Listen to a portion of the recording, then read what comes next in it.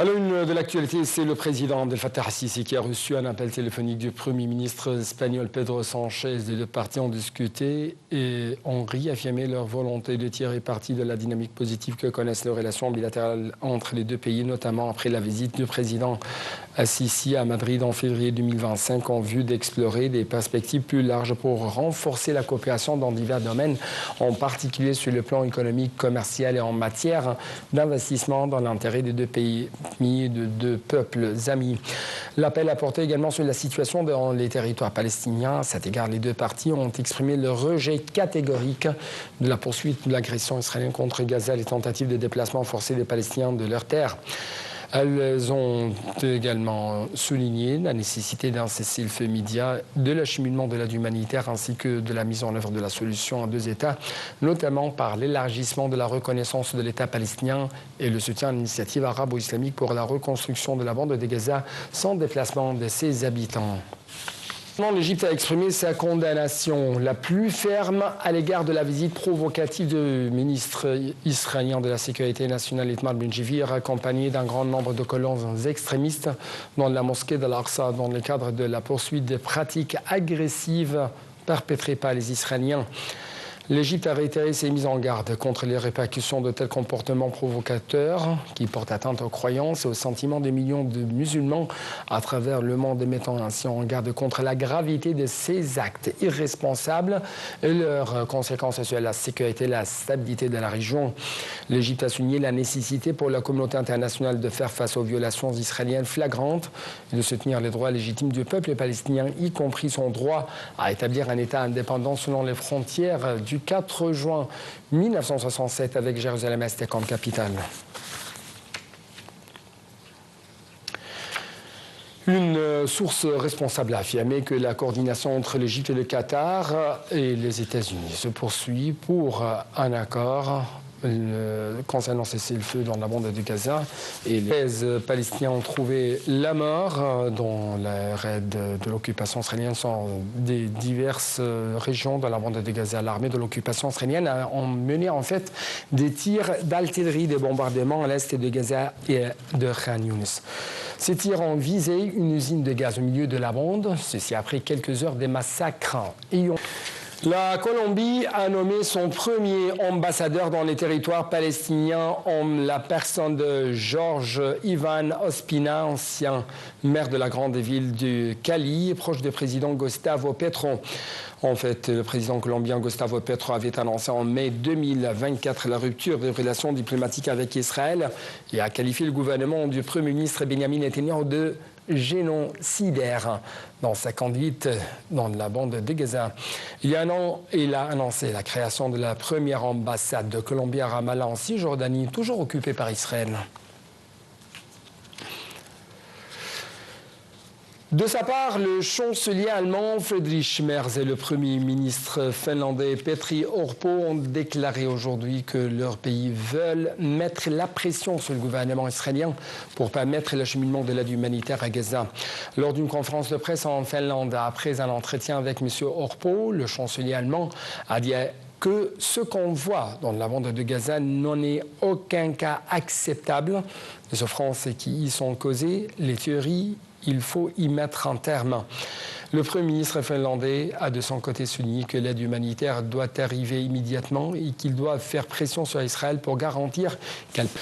Plus de 800 avocats universitaires, mais aussi juges à la retraite, y compris d'anciens juges de la Cour suprême, ont appelé le gouvernement britannique à imposer des sanctions contre le gouvernement d'occupation israélienne et ses ministres et a envisagé également de suspendre son adhésion à l'ONU pour respecter ses obligations juridiques internationales fondamentales.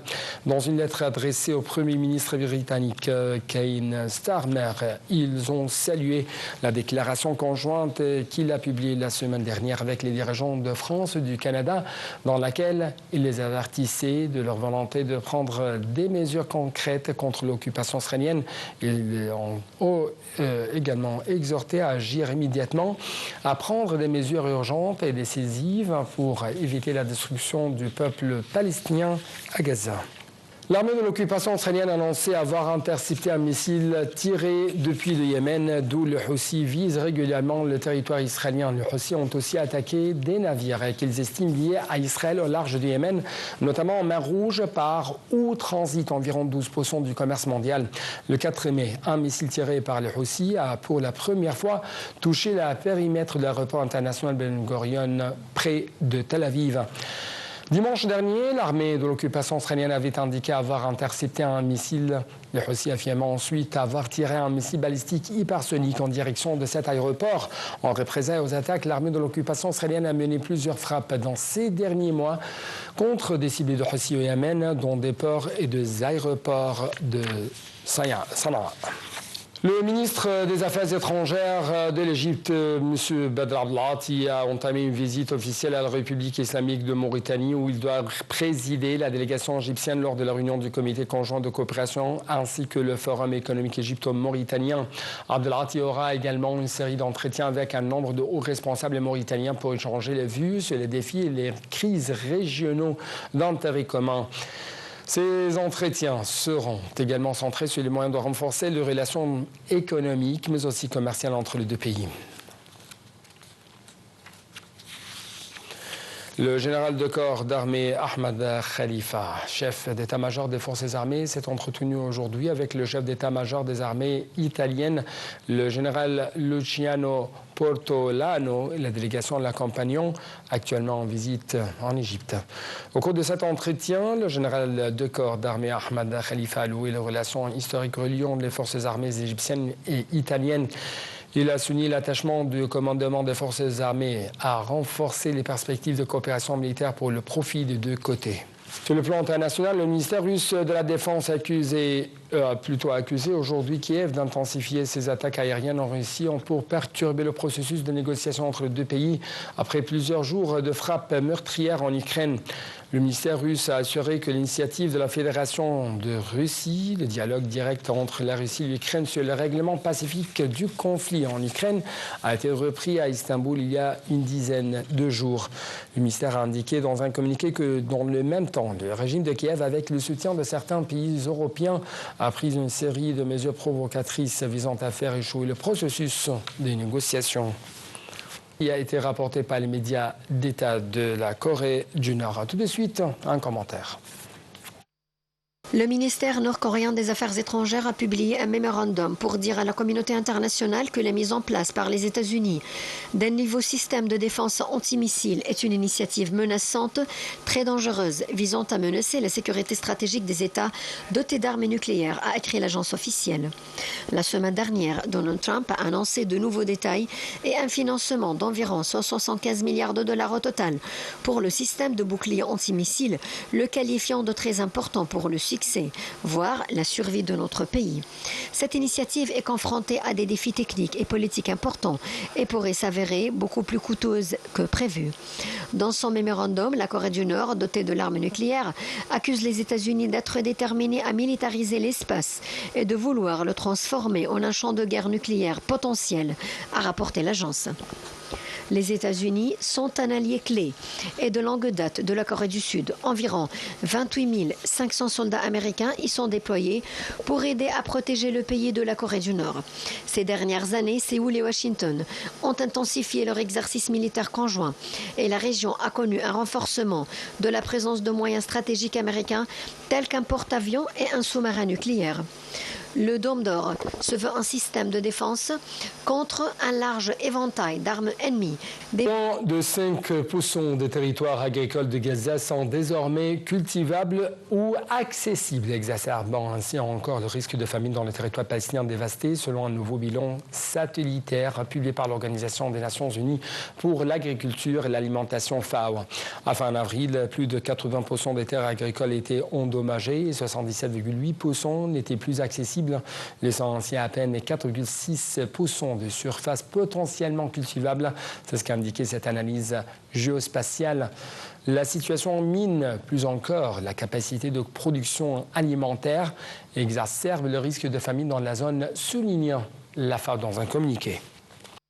Liverpool, 27 personnes ont été hospitalisées, dont 2 dans un état grave, après qu'une voiture a foncé hier soir sur la foule qui célébrait la victoire du club de foot Liverpool FC en Première Ligue. Un incident isolé qui n'est pas traité comme terroriste, selon la police. Une voiture a foncé lundi soir à Liverpool sur la foule qui célébrait la victoire du club de foot Liverpool FC en Première Ligue. 27 personnes ont été blessées, dont 2 dans un état grave.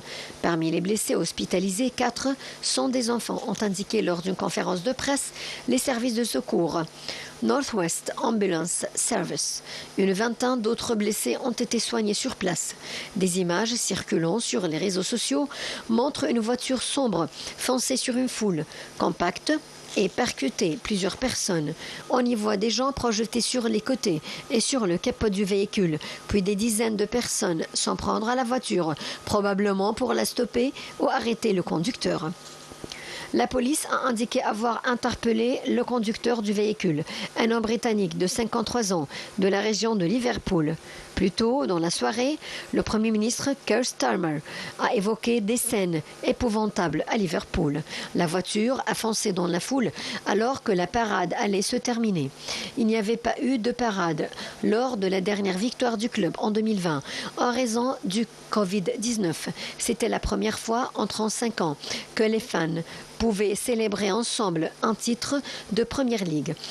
Les supporters de foule à Liverpool ont déjà connu un drame qui continue de marquer la ville portuaire.